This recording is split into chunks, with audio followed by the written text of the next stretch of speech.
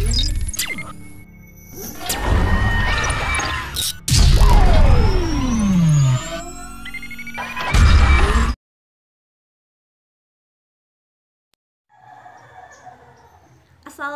warahmatullahi wabarakatuh. Hello everyone, welcome to my first video. My name is Risqi Faisa Salsabila. I'm a student from English Education Department at EIN Samarinda. So today, we're gonna talk about phonology. What is phonology? Phonology comes from phone and logy. Phone, which means sounds, and logy, which means science. So phonology is the study of sounds.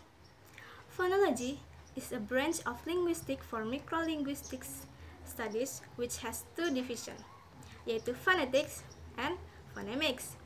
But sometimes, phonemic can also be called phonology, phonetic, phonemic, or phonology. So don't be confused, yeah? Now, to differentiate between phonetic and phonemics, we can illustrate it by famous quotation taken from Pycanet in 1994, yaitu phonetics gathers the raw materials and phonemics cook it. Now, to better understand, let we see in definition according to expert. According to, in 1991, phonetic is the study of production, transmission, and reception of speech sounds. And accordingly, in 1975, phonetics is the study of speech sound as sound in any human language, while phonemic is the study of sounds and sound pattern of a specific language, and the study of how these sounds are organized and how they function in a language. So phonetic, which means the study of how sound is produced and transmitted until we can hear the sound with our ear. Well, phonemics is how the sounds we learn, the pattern, and the rules then arrive at the shape of the sound in the curtain sound or a curtain language. Okay, now we understand phonetic first. So phonetic reveals how sounds are made. There are three elements here, which is articulatory phonetics, acoustic phonetics, and auditory phonetics. Articulator, which means speech apparatus, or alat ucap. In definition, articulatory phonetic is the study of how speech sounds are produced by human speech apparatus. Sedangkan acoustic phonetic is the study of how speech sounds are transmitted and distributed.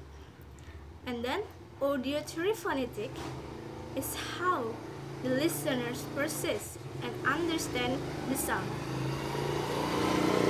That's the study of phonetic.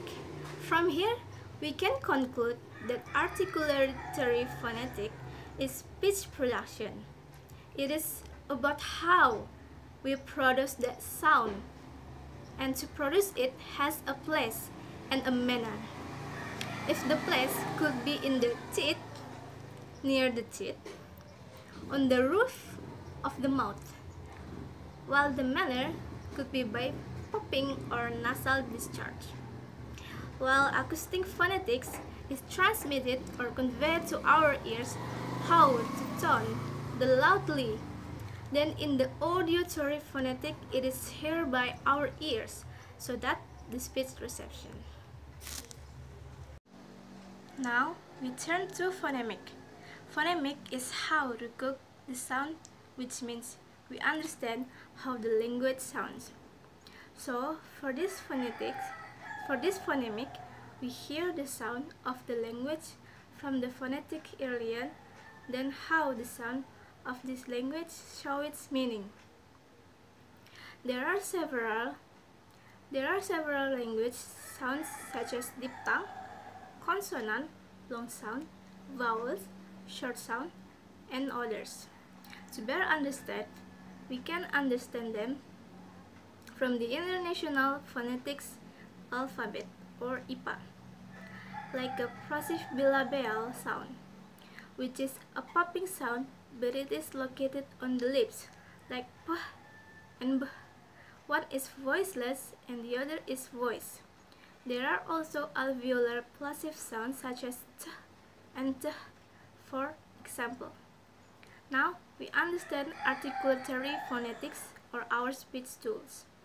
Articulatory phonetics is defined as any vocal organ that takes part in the production of a speech sound.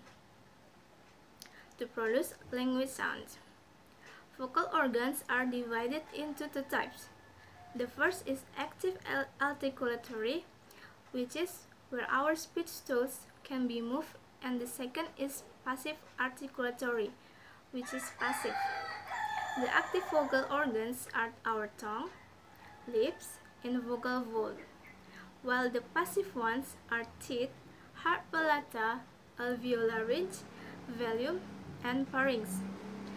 This is the speech organs that we use to produce sound. If something is broken, then the sound of our language is not perfect. There are 7 main articulators according to Roach in 1991, yaitu the pharynx, velum, hard palata, alveolar ridge, tongue, teeth, and lips. This is our most important speech organ to produce sound. Then, there are 3 others that are also important, yaitu the larynx, jaw, nose, and nasal cavity. Why do we need a nasal cavity?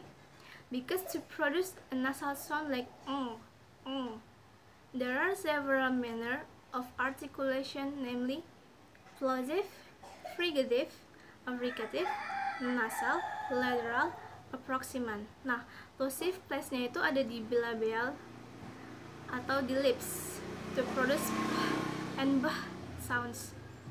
And then the other place are labiodental, dental, alveolar, palatal, and velar. The dental place in the teeth. It sounds like. Sekarang kita pahami dulu apa itu vowel and consonant. According to Roach in 1991, vowels are sounds in which there is no obstruction to the flow of air as it passes from the larynx to the lips. And then, according to Jufrizal in 1991, consonants are sounds produced with construction or occlusion in the vowel cavity. So, that is the difference between vowel and consonant. Now, we turn to voice and voiceless. Voice sounds are produced when the vocal cords are almost close in the air from the lungs, causes them to vibrate. Voice have vibration. All vowels are voiced. The difference with voiceless is that voiceless sounds are produced when the vocal cords are open. All consonants appear in voiceless or voice pairs like p and b. So, p does not vibrate, sedangkan b vibrates. Now, we discuss phonetics and phonologic studies. Phonetic and phonological studies can be subdivided into 2 levels. The first, segmental, and the second, suprasegmental. Segmental is about what you say, while suprasegmental, how you say. We learn segmental first. Segmental for phonetics to define the articulatory properties of all human speech sounds, like the voiceless dental fricative and the voice dental fricative sound. For phonology, or biasa kita sebut phonemic, what is the function of the sound? So voiceless sound, dental fricative, and voice dental fricative can only found in English. In German and Indonesian, they don't work. Because of that, phonology or phonemic is the study of sound or the function of the sound in certain language. Sekarang kita lihat ke suprasegmental. Suprasegmental for phonetic is to investigate aspects such as pitch, loudness, and length.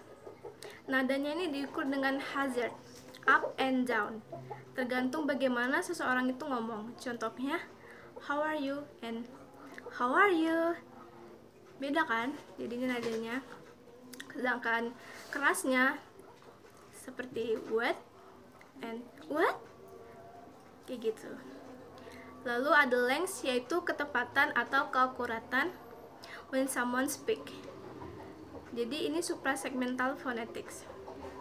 Kemudian what about suprasegmental phonemic, atau yang biasa kita sebut suprasegmental inventories. Tujuannya adalah untuk investigate pitch, stress, and intonation pitch. Ini kita mencari tahu intonasinya bagaimana. Lalu loudness untuk menginvestigasi stress fenomena. Untuk intonasi fenomena dapat dilihat dari tonal variation-nya. Misalnya, the girl was married, then someone answer, really? Bagaimana variasinya? Intonasinya datar aja kan? Tapi kalau dia menaikkan intonasinya jadi really, maknanya akan berbeda. And then yang kedua ada stress. Ada beberapa dari bagian dari stress, yaitu lexical stress and shift stress. Contohnya adalah pada kata contrast in English language. Ketika kita beri penekanan pada awal silaba, it become contrast.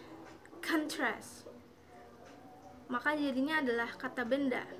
But ketika kita beri penekanan di akhir silaba, jadinya contrast, maka jadinya sebagai kata kerja. Sekarang kita masuk ke shift stress. Ketika kita beri penekanan di awal, akan berbeda dengan yang kita beri penekanan di akhir. Contohnya itu pada kata 13. 13 years old girls. Nah, penekanannya ada di awal. But ketika kita beri penekanan di belakang, it becomes she is 13. Nah, beda ya. And the last from stress variation is weakening. For example, 4. Ketika kita beri penekanan, jadinya 4. Berbeda ketika kita lemahkan 4, maka akan jadi 4. Untuk. Contohnya, she asked 4 questions. Dia bertanya 4 pertanyaan. Lalu saat kita lemahkan menjadi she asked 4 questions.